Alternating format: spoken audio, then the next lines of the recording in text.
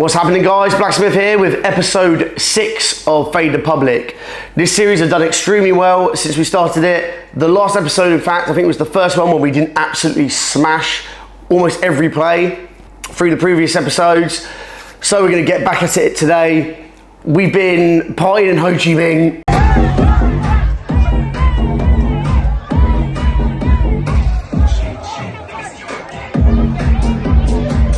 for a good few days. We've absolutely smashed it in the group. There's 2 of us who run the group. So while I'm partying or going away or traveling, whatever, the footy tipster, who is my partner in the group, keeps things pumping. And we had a huge week last week, over 20% ROI.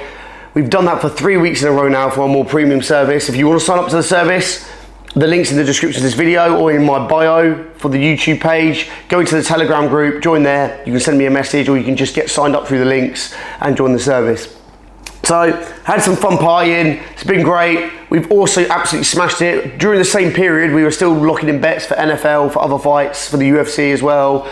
And we actually went off big time with the NFL. I love American sports at the moment. I think they're some of the easiest to bet.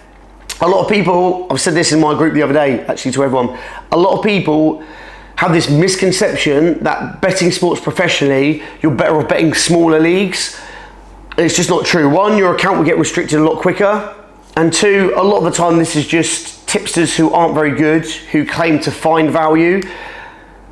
The easiest thing to do, this is why I named the series Fade the Public, the easiest thing to do is to see where the public money is, see how the bookies are setting their lines and use that data against the public really, not against the bookies, because oftentimes we're betting on the side that the bookies are banking on that's going to win. So I'll explain more as we go through these 3 at the moment. Like I said, been a hectic past week or so. We're back at the grindstone now, and we're going to kick this off now with Northern Ireland versus Slovakia. So this is really interesting because Northern Ireland, they're sitting as an underdog at 4.1 decimal odds at the moment, so over 3-1. Slovakia even money, which is kind of suspicious because when a team is at even money or thereabouts, it often is the bookies trying to suck you in. And on paper, you might say Slovakia, they seem like the stronger team. They've definitely got the better name brand. You've got 67% of total money bet on Slovakia, but 93% of bets. So what that tells you is it's a large amount of bets from the public who are putting small bets. The big money, the sharp, the smart money is on Northern Ireland. 7% of bets, but 33% of the total money bet.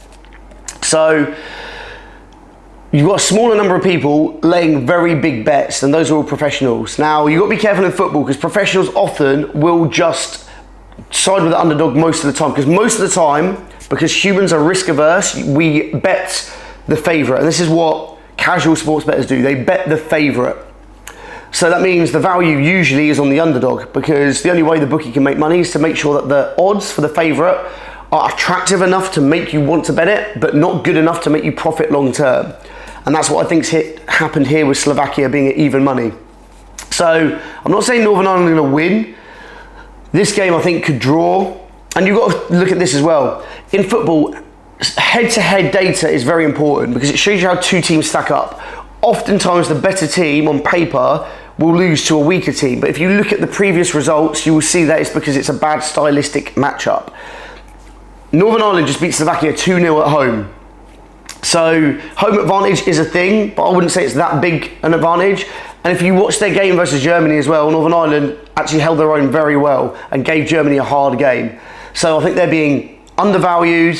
The bookies are hoping you bet Slovakia. They want you to bet Slovakia. So we're going to go against that and we're going to take Northern Ireland plus 0.5 Asian handicap. So that means if it's a draw, we cash. If Northern Ireland win, we cash as well. I think the chance of it being a draw is quite likely, and I don't mind the draw as a long shot as well. You'll get some nice odds on that, but we're going to take for this series Northern Ireland plus 0.5. The next game, we're going to go and have a look at Romania versus Bosnia. So 2 interesting teams who I think are usually undervalued by the public. We've got good plus money here. Romania, 2.55 decimal odds. Bosnia, 2.70 decimal odds. And actually a lot of people don't bet Bosnia because Bosnia just don't have the same name brand as like a team like Germany, to use an extreme example. But they usually perform much better than most people expect. Romania are a similar team as well. These are two strong defensive teams, and that often means the games can be a lot closer. So the splits here are quite even, and you're getting plus money on both sides. So what does that tell you? If you've got roughly a 50-50 split, I'll post the actual split data up on the screen in a sec, but when you've got high odds on both sides and people are betting both sides, that means the bookies are hoping for a draw, because that's how they make their money, or that's where they're going to make the most profit. So we've got slight sharp money on Romania, which is to be expected. You know, they're on paper, they're the better team, but the bookies are really hoping for a draw here. And I think what a lot of people are going to do, they're going to say, we're getting good odds here. We're probably also going to combine it with the over. That's what a lot of casual bettors do to get even higher odds. But we actually like the under here. Two strong defenses. The way I would take it is to play under 3.0 Asian goal line. So that means if there's 3 goals, you get a refund. If there's less than 3 goals, you cash. A lot of people are going to bet the over because they're going to think the line is attractive and it's good, but I think that's a trap. The under is the play here. And finally, we've got a UFC play. So we've got Carlos Prates versus Leon Edwards. Personally, I don't think this line makes any sense. Prates is 1.51 decimal odd favourite, Edwards 2.53 underdog. And you've got everyone betting Prates. So he's got 88% of money bet on him, 77% of bets, I believe, and Edwards 12% versus 23%. I don't understand this. Edwards, okay, he's been on a bad run. He's lost to Sean Brady and Belal Muhammad. 2 fighters with a very strong wrestling heavy game. Prates is not a wrestler. So you've got recency bias here, where Edwards has had a 2-fight losing streak. Prates has just had a win over Jeff Neal, which is good. It was a crazy spin and elbow knockout, very quick. But before that, he lost to Ian Gary, and before that, he beat Neil Magny. So what we're seeing with Prates is he has shown that he can beat those mid-level fighters, but the one time he had to step up versus a more elite fighter in Ian Gary, he lost. And Gary shut him down, actually. He shut his game down quite effectively. Leon Edwards is a fighter who does very well at shutting his opponent's game down, because he's a great striker and he strikes from distance. He's also quite a good wrestler. I know he's lost to 2 wrestlers recently, but if you look at his previous fights, look at Usman. He managed to take Usman's back. He's normally quite good at defending the takedowns, and it's something he's going to obviously have worked on with his 2 losses. And he's a very big guy. Prates also a long-rangey, lanky guy, but Edwards is going to have a grappling advantage here.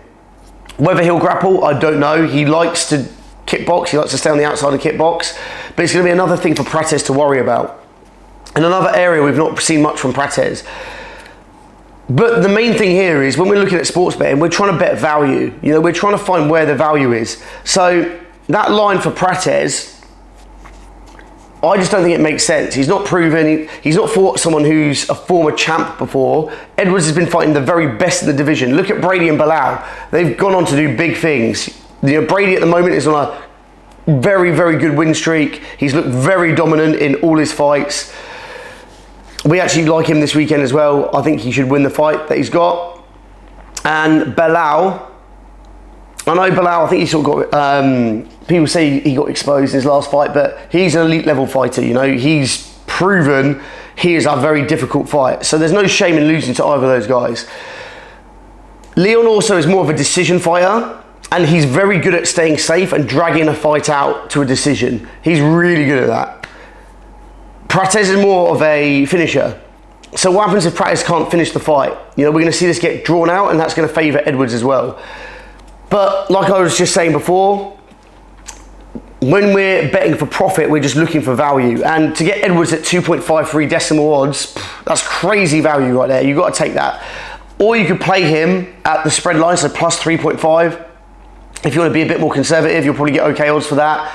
But I would rather take the money line. And I think it's going to be a very tough fight for Prates. It's going to be very even. I think this is going to be quite an even fight in terms of skill set. But Edwards is going to have an advantage when it comes to the level of competition he's faced and with the grappling as well. So in a fight that's about even, if you're getting 2.53 decimal odds, you need to take that. And to be honest, I expect a lot of sharp money to come on Edwards, and I don't know why so many people are betting Prates so heavily. Edwards needs a win as well. He's just had 2 losses. all right, it's to elite competition, but you do not want to have 3 losses in a row in the UFC. This is do or die for him, and I believe this is a good stylistic matchup for Edwards. I think someone like Prates, who wants to get off quickly and try and finish the fight, that's not the way to fight Leon. I think with Leon, we've seen him maybe get out wrestled and to some extent out cardio, but that's mainly from the wrestling, because the type of cardio you use when you're grappling is different from the type of cardio in stand up. So I expect Edwards' gas tank to look good versus Prates, where he's not really going to where he's not going to have to defend takedowns, where you can also drain Prates by grappling him.